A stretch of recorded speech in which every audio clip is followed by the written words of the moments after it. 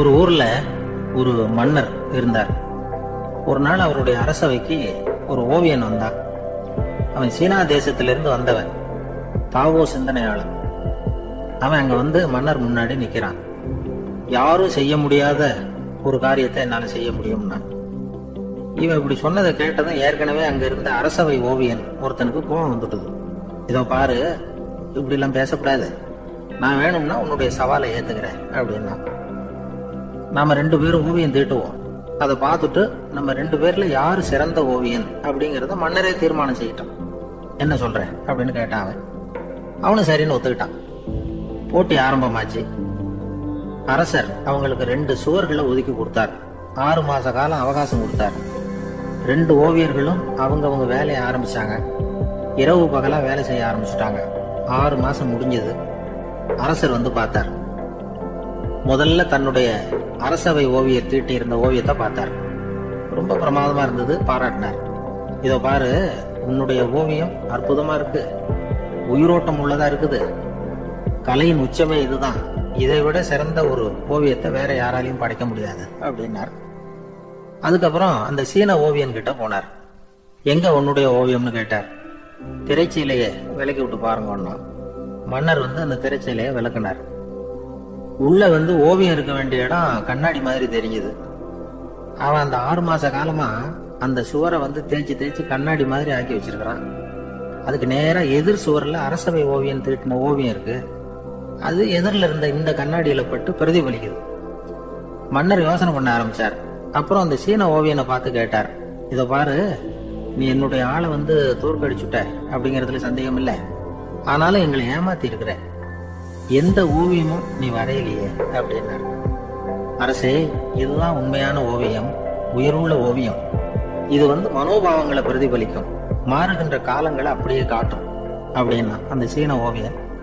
கையால வரைகிற ஓவியங்கள்ல சலனம் இல்லை, கண்ணாடி அப்படி கிடையாது, சக்தியின் ஓட்டம் அதுல எப்பவும் இருந்துகிட்டே இருக்கும். கண்ணாடி மட்டுமே ஜீவன் உள்ள ஓவியமா இருக்க முடியுங்கிறத அந்த சீன ஓவியன் தெரிஞ்சு வச்சிருந்தான். ஏன்னா அவன் ஒரு தாவோ சிந்தனையாளன்.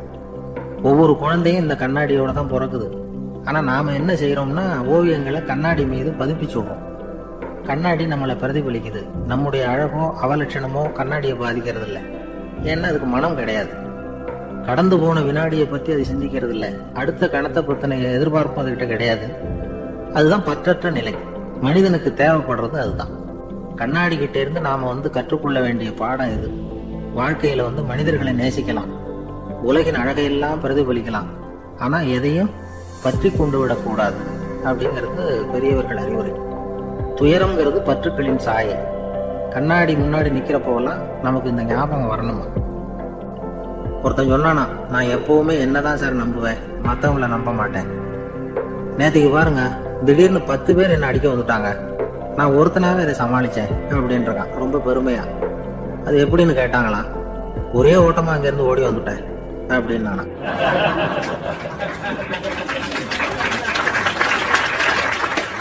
ஒரு ஊர்ல ஒருத்தர் இருந்தார். ரொம்ப நல்லவர். யாருக்காவது ஏதாவது கொடுத்துக்கிட்டே இருப்பார், கொடையாடி.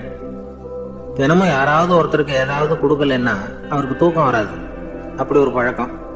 அது மட்டும் இல்ல, அவர் கொடுக்கறது அடுத்தவங்களுக்கு தெரியாது, அவ்வளவு ரகசியமா அதை கொடுப்பார். வலது கை கொடுக்கறது இடது கைக்கு தெரியக்கூடாதுன்னு சொல்லுவாங்கல்ல, அது மாதிரி அவர்.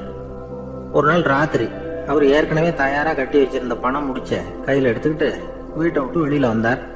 தெருவில் இறங்கி நடந்தார். இன்னைக்கு யாருக்கு தர்மம் செய்யறது அப்படின்னு யோசனை பண்ணிட்டு இருட்டில் நடந்து வந்துட்டு இருக்கிறார். யாரோ ஒருத்தர் எதிரில் வர்றது மாதிரி தெரிஞ்சுது. உடனே அவர் கிட்ட போனார். தன்கிட்ட இருந்த பணம் முடிச்சு அவசரமா அவர் கையில திணிச்சுட்டு திரும்பி வந்துட்டார். அப்பாடா, ஒரு வழியா யாருக்கும் தெரியாம இன்னைக்கு தர்மம் பண்ணியாச்சு அப்படிங்கிற மகிழ்ச்சி, மன நிறைவு அவர் முகத்துல. நிம்மதியா தூங்கினார். அப்புறம் எழுந்திரிச்சார். மறுநாள் காலையில ஊரு பூரா ஒரே பேச்சு. என்ன பேச்சுன்னா, நேத்து ராத்திரி ஒரு திருடன் கையில யாரோ பணத்தை கொடுத்துட்டு போயிருக்கிறாங்க அப்படின்னு எல்லாரும் பேசிட்டு இருக்கிறாங்க. இதை கேள்விப்பட்டதும் அந்த பெரியவருக்கு ரொம்ப வருத்தமா போச்சு. அடடா, போயும் ஒரு திருடனுக்கா உதவி பண்ணிருக்கிறோம், பிரயோஜனம் இல்லாம போட்டுதே அப்படின்னு நினைச்சார். சரி, இன்னைக்கும் யாருக்காவது உதவி பண்ணணும் அப்படின்னு முடிவு பண்ணினார். ராத்திரி நேரம் வந்தது. இவர் வழக்கம் போல தெருவில் இறங்கி நடந்தார். கையில பணம் முடிச்சு. எதிரில் ஒரு பொன் உருவம் மங்கலா தெரிஞ்சது. இவர் உடனே அந்த பெண் கிட்ட பணத்தை கொடுத்துட்டு திருப்தியா திரும்பி வந்துட்டார். மறுநாள் காலையில ஊர் பூரா என்ன பேசிக்கிட்டாங்க தெரியுமா? நேற்று ராத்திரி நெறி தவறி நடக்கிற ஒரு பெண்ணின் கையில யாரோ வச்சுட்டு போயிருக்கிறாங்க அப்படின்னு எல்லாரும் பேசிக்கிறாங்க. அடடா, இன்னைக்கும் தவறுதலா நடந்து போச்சு அப்படின்னு ஒரு வருத்தப்பட்டார். இருக்கட்டும், இன்னைக்கும் ஏதாவது தர்மம் பண்ணும் அப்படின்னு நினைச்சுக்கிட்டாரு. 3வது நாள் ராத்திரியும் புறப்பட்டார். இப்பவும் எதிரில் ஒருத்தர் வந்தார். இவர் பணத்தை கொடுத்தார், திரும்பி வந்துட்டார். மறுநாள் மக்கள் என்ன பேசிக்கிட்டாங்கன்னா, நேற்று ராத்திரி ஒரு செல்வந்தர் கையில யாரோ பணத்தை கொடுத்துட்டு போயிருக்கிறாங்க அப்படின்னு பேசிக்கிட்டாங்களாம். அவருக்கு ரொம்ப வருத்தமா போயிட்டுது. என்ன இது தினம் இப்படி ஆகிட்டு இருக்குது அப்படின்னு நினைச்சுக்கிட்டே படுத்து தூங்கினார். அன்னைக்கு ராத்திரி ஒரு கனவு. அந்த கனவுல இறைவன் வந்து சொன்னாராம், இதை பாருப்பா, நீ கொடுத்த தர்மம் வீணா போயிடல. உன்கிட்ட பணம் வாங்கின அந்த திருட திருந்திட்டான், அந்த பொண்ணும் திருந்திட்டான், அந்த செல்வந்தனும் கொடையாளி ஆயிட்டான், எல்லாருக்கும் உதவி பண்ண ஆரம்பிச்சுட்டான் அப்படின்னு சொன்னாராம். இந்த கதையை சொன்னவர் யாருன்னா நபிகள் நாயகம். இதுல உள்ள கருத்து என்னன்னா, நல்ல மனசோட தர்மம் பண்ணுனா அது வீணா போறதில்லை. இன்னொரு கருத்து, தர்மம் வந்து தன்னை மட்டுமல்ல அடுத்தவங்களையும் தீமையிலிருந்து காப்பாற்றும். இதுதான் நாம புரிஞ்சுக்க வேண்டியது. இந்த காலத்திலே இது மாதிரி சில சம்பவங்கள் நடக்கிறது உண்டு. ஒரு பெரியவர் இருட்டில் நடந்து வந்துகிட்டு இருந்தாரு. எதிரில் வந்த ஒருத்தன் வலு கட்டாயமா இவர் கையை பிடிச்சி ஒரு பண முடிப்பை கொடுத்து வச்சுக்க சொல்லிவிட்டு விலைக்கு போயிட்டான். பெரியவருக்கு ஆச்சரியம். இந்த காலத்திலயும் இப்படி வலது கை கொடுக்கறது இடது கைக்கு தெரியக்கூடாதுன்னு நினைக்கிற கொடையாளிகள் உண்டு போல இருக்கு அப்படின்னு யோசனை பண்ணிட்டு நடந்தார். கொஞ்சம் தூரம் போயிருப்பாரு. அதுக்குள்ள அதே ஆள் திரும்பி வந்தான். கொடுத்த பண முடிப்பை திருப்பி கொடுங்க அப்படின்னு கேட்டு வாங்கிட்டான். இவருக்கு ஒன்றும் புரியல. ஏன் இப்படி பண்றேன்னார். அது ஒண்ணும் இல்லைங்க, கொஞ்ச நேரம் இதை உங்ககிட்ட கொடுத்து வச்சிருந்தேன், அவ்வளவுதான் அப்படின்னா. ஏன்னு கேட்டார். என்னை பின்னாடி போலீஸ் தேடிட்டு வந்துகிட்டு இருக்குது, அதுதான் அப்படி பண்ணேன். இப்ப போயிட்டு இனிமே ஒன்றும் பயம் இல்லை அப்படின்னு சொல்லிட்டு அவன் பாட்டுக்கு நடந்து போறான். சார்லஸ் லாம்ப் அப்படின்னு ஆங்கில இலக்கிய மேதை ஒருத்தர். அவர் ஒரு தரம் உடம்பு சரியில்லைன்னு டாக்டர் கிட்ட போனாராம். டாக்டர் அவரை பார்த்துட்டு, நீங்க தினமும் காலையில வெறும் வயத்துல நடக்கணும் அப்படின்னாராம். வெறும் வயத்துல நடக்கிறதுக்கு நான் தயார், ஆனா வயிறு கிடைக்கணுமே சார், யாரு வயத்து மேல நடக்கிறது டாக்டர் அப்படின்னு கேட்டாராம் இவர்.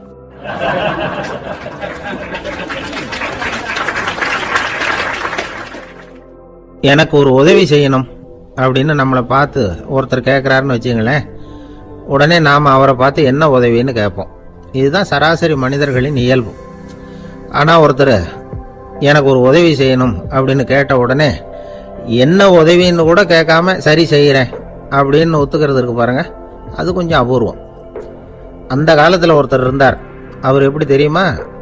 உதவி கேட்குறவங்க நல்லவங்களா கெட்டவங்களா அப்படின்னு கூட பார்க்கல, தனக்கு நன்மையா தீமையா அப்படின்னு கூட பார்க்கல, உதவி செய்கிறேன்னு புறப்பட்டுட்டார். அவர் யார் தெரியுமா? அவர் தான் நல சக்கரவர்த்தி. அவர் மாதிரி நாமும் உதவி கேட்குறவங்களுக்கு உடனே உதவி செய்யறதுக்கு தயாராக இருக்கணும் அப்படின்னு சொன்னார் ஒரு ஆன்மீக பேச்சாளர். நல சரித்திரத்தை அவர் சொல்லிக்கிட்டு இருந்தார். இந்திரன், அக்னி, வருணன், யமன் இவங்க 4 பேரும் நலனை பார்த்து, எங்களுக்கு நீ உதவி செய்யணும், எங்களுக்காக நீ தூது போகணும் அப்படின்னு கேட்குறாங்க. யாருக்கிட்ட தூது போகணும், என்ன காரியத்துக்காக போகணும் அப்படின்னு கேட்கணும்ல. நலன் அப்படி கேட்கவே இல்லை, உடனே சரின்னு ஒத்துக்கிறான். அதுக்கப்புறம் அவங்க விவரம் சொல்றாங்க, என்ன உதவி, யாருக்கிட்ட தூது போகணும் அப்படிங்கிற விவரத்தை சொல்றாங்க. நலனுக்கும் அப்புறம் தான் புரியுது, எந்த தமயந்தியை இவன் காதலிச்சானோ, எந்த தமயந்தின் சுயம்பரத்துக்காக இவன் போய்கிட்டு இருக்கிறானோ அந்த தமயந்தியை பார்த்து தங்களுக்காக அவகிட்ட வாதாடணும், பேசணும், தங்களில் ஒருத்தரை கல்யாணம் பண்ணிக்கும்படியா கேட்கணும் அப்படின்னு அவங்க 4 பேரும் நலன்கிட்ட கேட்குறாங்க. இதை கேட்டதும் நலன் கொஞ்சம் கூட முகம் சுளிக்கல, பதட்டப்படலை. நேராக தமயந்தி கிட்ட போகிறான். இந்திரன், அக்னி, வருணன், யமன் இவங்களோட சிறப்புகளை எடுத்து சொல்கிறான். இவங்களில் ஒருத்தரை கல்யாணம் பண்ணிக்கலாம் அப்படின்னு சொல்லி கேட்டுக்கிறான். ஆனால் இதுக்கு தமயந்தி சம்மதிக்கலை. சுயம்பரம் நடக்குது, அவன் நலனை தேர்ந்தெடுக்கிறான். அந்த 4 பேரும் நலனுக்கு நிறைய வரங்கள்லாம் கொடுக்குறாங்க. அதுக்கப்புறம் இப்படி போகுது கதை. இதில் நாம் கவனிக்க வேண்டியது என்னென்னா, உதவின்னு கேட்ட உடனே என்ன உதவின்னு கேட்காம சரி செய்கிறேன்னு சொன்னான் பாருங்க, அதை கொஞ்சம் சிந்திக்கணும். செய்கிறேன்னு ஒத்துக்கிட்டதுக்கு அப்புறம் அது என்ன உதவின்னு தெரிஞ்சும் முகம் சுளிக்காமல் அதை செஞ்சான் பாருங்க, அதையும் கொஞ்சம் சிந்திக்கணும். நம்மளால ஒருத்தன் ஒரு நண்பனை தேடி போனா, எனக்கு ஒரு உதவின்னா சரி சொல்லுன்னா, இப்போ உங்ககிட்ட 2 கார் இருந்தால் என்ன பண்ணுவேன்னா, உடனே அதில் ஒன்று உங்ககிட்ட கொடுத்துருவேன்னா அவன். உங்ககிட்ட 2 பங்களா இருந்தால் என்ன பண்ணுவேன்னா அதில் ஒன்று உங்ககிட்ட கொடுத்துருவேன்னா. உங்ககிட்ட 2 பேனா இருந்தால் என்ன பண்ணுவேன்னா அதில் ஒரு பேனாவை உங்ககிட்ட கொடுக்க மாட்டேன்னா அவன். ஏன்டா அப்படி சொல்கிறேன்னா, ஏன்னா இப்போ நிஜமாவே என்கிட்ட 2 பேனா இருக்குது, அதனால் அப்படி சொல்கிறேன் அப்படின்னு நானா அவன்.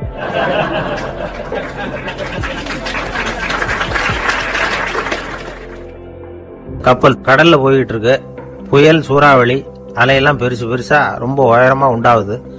கடுமையான காற்றிலேயும் வேகமான அலைகள்லேயும் சிக்கி அந்த கப்பல் தடுமாறுது. திசை மாறி போச்சு. எந்த பக்கம் போயிட்டு இருக்கிறோம்னே தெரியல. அந்த கப்பலை செலுத்திக்கிட்டு இருந்த மாலுமி ரொம்ப சாமர்த்தியமா செயல்பட்டார்.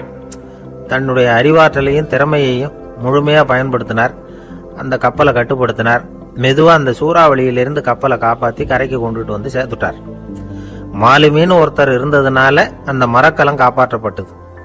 மாலுமின்னு ஒருத்தர் இல்லைன்னு வச்சுக்கோங்க, அந்த கப்பலோட கதி என்னவா இருக்கும் யோசிச்சு பாருங்க. ஒரு கோபக்காரனுடைய நிலைமையும் அப்படித்தானா. கோபக்காரன்கிறவன் ஒரு மாலுமி இல்லாத மரக்கலம் அப்படிங்கிறார் நபிகள் நாயகம்.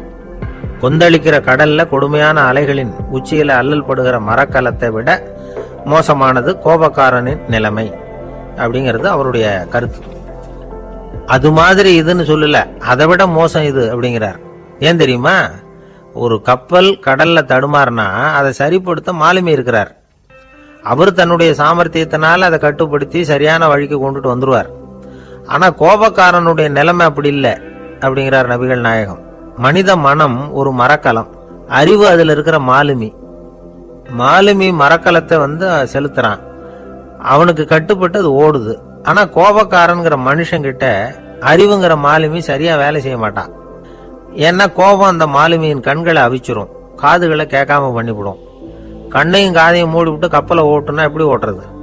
அதனால கோபக்காரன் மாலுமி இல்லாத மரக்கலம். இடி மின்னல்ல மாட்டிக்கிட்டு கஷ்டப்படுற கப்பல் மாதிரி கஷ்டப்படுறான். பெரியவங்க எல்லாம் என்ன சொல்றாங்க? உனக்கு கெடுதல் பண்ணவனுக்கும் நீ நன்மையே செய். எவருடைய விருப்பு வெறுப்பையும் பொருட்படுத்தாதே. பரம எதிரிக்கும் நீ நன்மை செய்ய ஆரம்பிச்சா உன்னுடைய தூய நிலையை பார்த்துட்டு அவனும் உனக்கு நெருக்கமான நண்பனா ஆயிடுவான். இதுதான் பெரியவங்க நமக்கு சொல்லி இருக்கிறது. புனித குர்ஆன் சொல்றது என்ன? தீமையை நன்மையை கொண்டே நீர் தடுத்து கொள்ளும் அப்படின்னு சொல்லப்பட்டிருக்கிறதுல. இன்னா செய்தாரை ஒருத்தல் அவர் நாண நன்னயம் செய்து விடல் அப்படிங்கிறார் திருவள்ளுவர். செல்வந்தர் ஒருத்தர்கிட்ட ஒரு சிறுவன் ஆடு மேய்ச்சிக்கிட்டு இருந்தானா. பெரியவர் அவனை கூப்பிட்டு, நீ நேரா போய் ஒரு ஆட்டுல உள்ள ரொம்ப நல்ல பகுதி எதுவோ அதை எடுத்துட்டு வா அப்படின்னாராம். இவன் போனான். ஒரு ஆட்டு உடம்புல இருந்த நாக்கு, இருதயம், இது 2ஐயும் எடுத்துட்டு வந்து கொடுத்தானா. பெரியவர் வாங்கி பார்த்தார். அதுக்கப்புறம் இப்ப நீ போய் இன்னொரு ஆட்டுல இருக்கிற ரொம்ப கெட்ட பகுதி எதுவோ அதை எடுத்துட்டு வா அப்படின்னாராம். இவன் போய் எடுத்துட்டு வந்தான். அவன் கையில இருந்தது மறுபடியும் அதே மாதிரி நாக்கு, இருதயம், இது 2ம் தான். என்னது இப்பவும் அதையே கொண்டுட்டு வந்திருக்கிற அப்படின்னாராம் பெரியவர். இவன் சொன்னானா, ஒரு உடம்புல உள்ள ரொம்ப நல்ல பொருளும் இதுதான், ரொம்ப கெட்ட பொருளும் இதுதான் அப்படின்னானா. இளம் வயசுல இப்படி பதில் சொன்னவர் தான் பேரறிஞர் லுக்மானுல் ஹக்கீம் அவர்கள். கோபப்படாம இருந்தா இது 2ம் நல்லா வேலை செய்யும், கோபப்பட்டா இது 2ம் மோசமா வேலை செய்யும். அதை புரிஞ்சுக்கிறதுக்காகத்தான் இன்னைக்கு இந்த தகவல். கோபம் வந்துட்டா நாம என்ன செய்யறோங்கிறது நமக்கே தெரியாது. ஒருத்தர் டாக்டர் கிட்ட போனார் அவசரமா. டாக்டர், எனக்கு இப்ப கடுமையான கோப வெறி, எனக்கு கண்ணு மண்ணு ஒன்னும் புரியல, உடனடியாக அதை கட்டுப்படுத்தணும், உடனே இதுக்கு ஏதாவது ஒரு மாத்திரை கொடுங்க பிளீஸ் அப்படின்னார். அந்த டாக்டரும் உடனே ஒரு மாத்திரையை கொடுத்து, இதை உடனே போடுங்க, நான் தண்ணி கொண்டுட்டு வரேன்னு உள்ள போனார். தண்ணியோட திரும்பி வந்தார். இவரு சொன்னார், டாக்டர், நீங்க கொடுத்த மாத்திரை ரொம்ப பெருசா இருந்தது, இருந்தாலும் கஷ்டப்பட்டு முழுங்கிட்டேன்னார். டாக்டர் சந்தேகத்தோட மேசையை பாக்குறாரு. பார்த்தா மாத்திரை அங்கேயே இருக்குது, பேப்பர் வெயிட்ட காணல.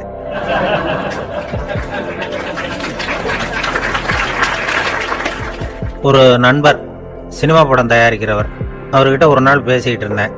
அது எப்படி சார், நீங்க எடுக்கிற எந்த படமும் கையை கடிக்காத அளவுக்கு எடுத்துடுறீங்களே, அது எப்படின்னு கேட்டேன்.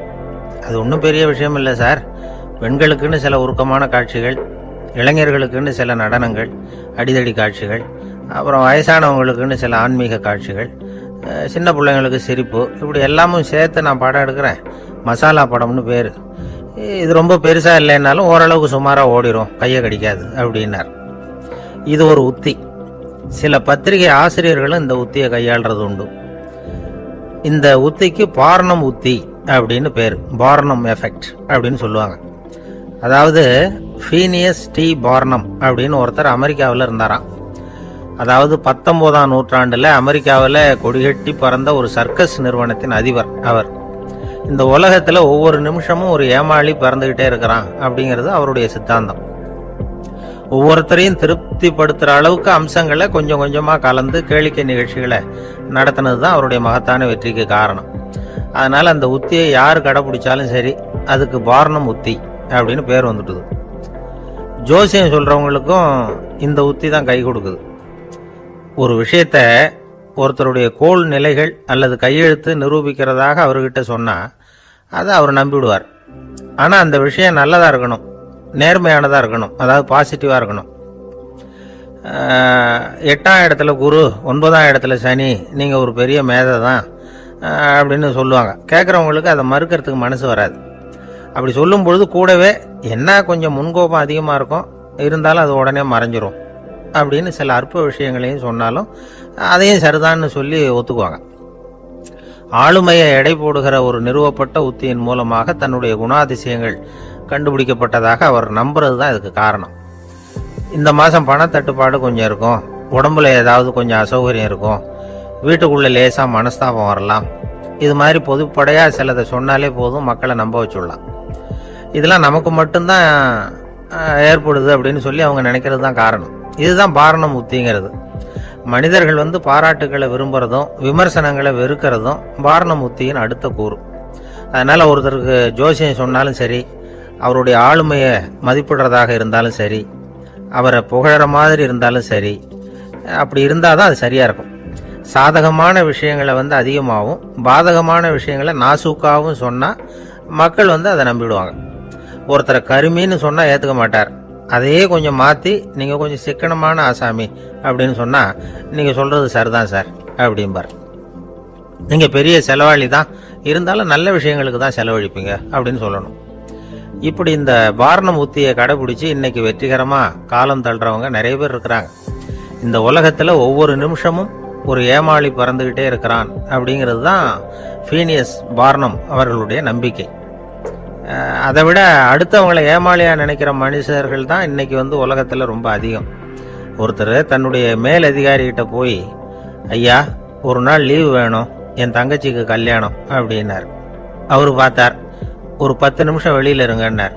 10 நிமிஷம் கழிச்சு கூப்பிட்டார், இதை பாருங்க நீங்க சொல்றது பொய், இப்போ உங்க தங்கச்சிக்கு போன் பண்ணேன், அவங்க தனக்கு 2 வருஷத்துக்கு முன்னாடியே கல்யாணம் ஆயிட்டதாக சொல்றாங்க அப்படின்னார். உடனே இவரு சொன்னார், சார் இப்போ நீங்க சொல்றதும் பொய்யாதான் இருக்கணும், ஏன்னா நிஜமா எனக்கு ஒரு தங்கச்சியே கிடையாது அப்படின்னார்.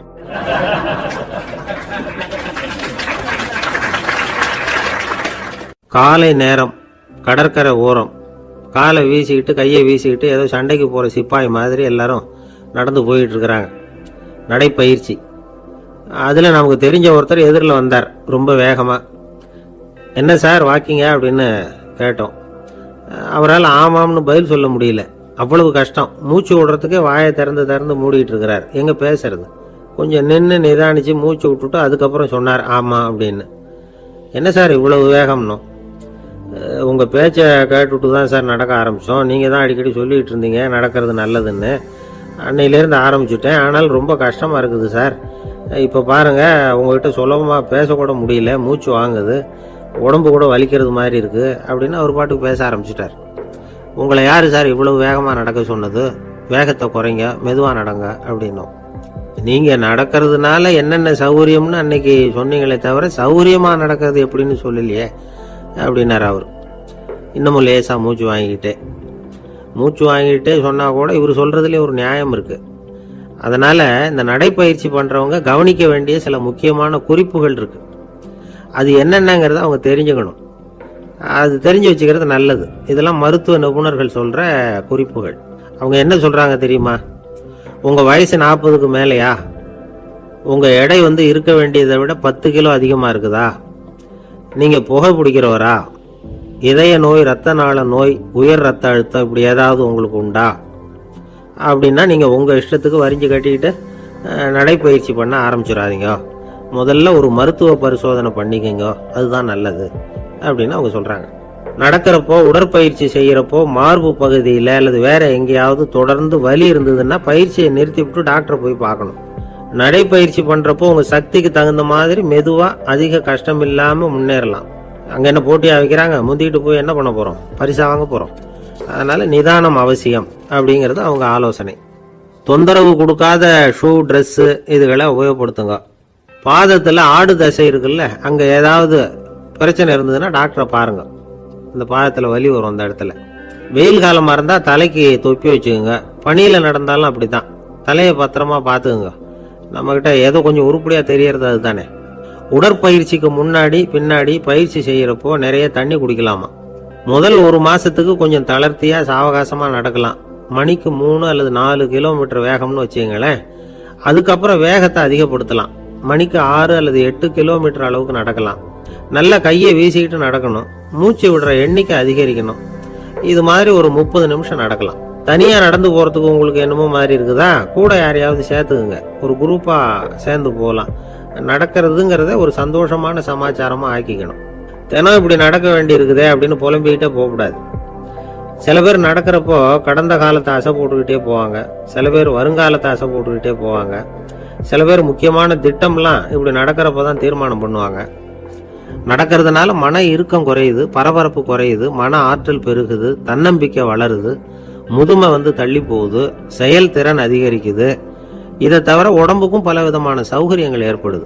அதனால இதுவரைக்கும் நடக்க ஆரம்பிக்காதவங்க இனிமே இந்த குறிப்புகளை கவனத்தில் வச்சுக்கிட்டு நடக்க ஆரம்பிச்சுடலாம். ரொம்ப பேருக்கு கூட்டத்தில் பேசுறதுன்னா பயம். நமக்கு ஒன்றும் தெரியாதுன்னு மற்றவங்க நினைச்சிடக்கூடாதுங்கிற எண்ணம் தான் இதுக்கு காரணம். ரொம்ப முக்கியமான ஒரு கூட்டம்னா பயம் அதிகமாக இருக்கும். முக்கியமானவங்கள்லாம் வருவாங்களே, அவங்கெல்லாம் நம்மளை பற்றி மட்டமாக நினச்சிருவாங்களே அப்படிங்கிற பயம் வந்துடும். ஆனால் மேடை பேச்சுங்கிறது அவ்வளவு கடினமான ஒரு காரியம் இல்லைங்கிறாங்க அது சம்பந்தமான நிபுணர்கள். யாரும் பேச்சாளர் ஆகலாம், இது ஒன்றும் பெரிய கிஃப்ட் கிடையாது அப்படின்னு அவங்க சொல்கிறாங்க.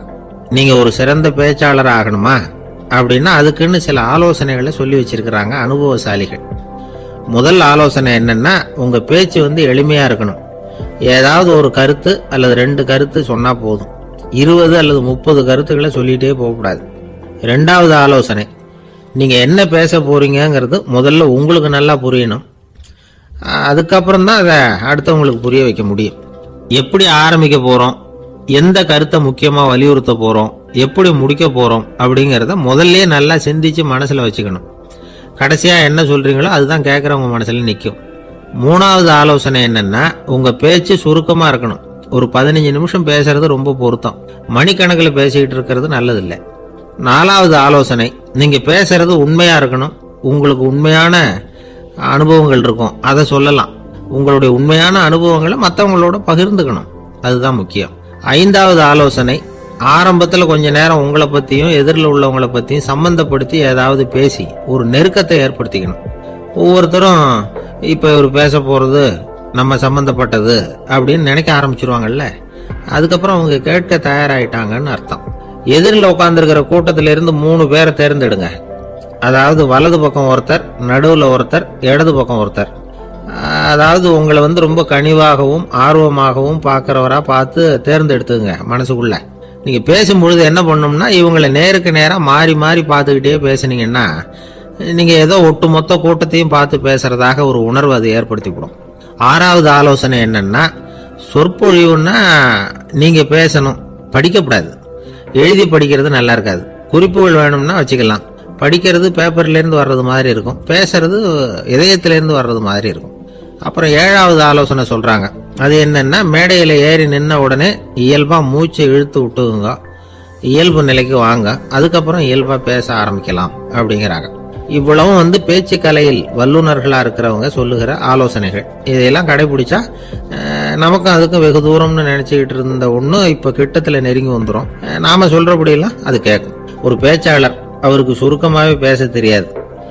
மேடையில் ஏற்றி விட்டுட்டா போதும், ஆரம்பிச்சிருவார், நிறுத்த மாட்டார், பேசிக்கிட்டே இருப்பார். ஒரு தடவை அவர் ஒரு கூட்டத்தில் ரொம்ப நேரம் பேசிக்கிட்டே இருக்கிறார். எதிரில் பொறுமை இழந்த ஒருத்தர் தன்னுடைய கை கடிகாரத்தை காட்டினார். அதை கவனித்த பேச்சாளர், மன்னிக்கணும், கை கடிகாரம் நான் கொண்டுகிட்டு வர மறந்துட்டேன், அதுதான் நேரம் போனதே தெரியல அப்படின்னு சொல்லியிருக்கிறார். இதுக்கு அவர் சொன்னாராம் கோபமா, ஏய்யா கடிகாரத்தை தான் பார்க்க முடியல மறந்துட்டேன், பக்கத்தில் மாட்டிருக்கிற கேலண்டரையாவது பார்க்கக்கூடாதா அப்படின்னாராம்.